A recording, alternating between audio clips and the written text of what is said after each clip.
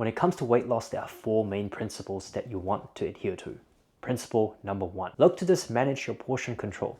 Generally, by eating less, you are going to see your weight come down on the scale. Don't believe me? This is a very, very morbid example, but check out all the starving people in the world. They don't actually eat a lot. And if you are wanting to lose weight, all you have to do is reduce your portion sizes. Next up, adhering to the law of thermodynamics of eating less and moving more, calories in, calories out, you can then think about trying to move a little bit more.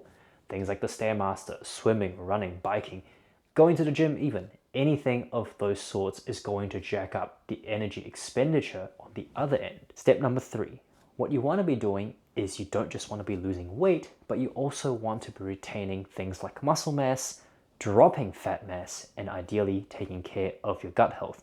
Big word, I know. You can then look to preserve or potentially even increase the intake of protein sources and vegetable sources.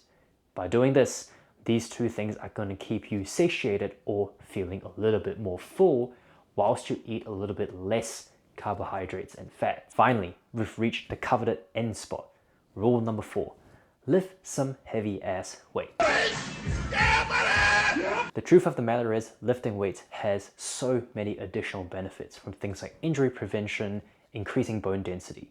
But more importantly, when it comes to weight loss, more specifically fat loss, by lifting weights consistently, you might potentially be able to retain and in some cases add more muscle onto your frame.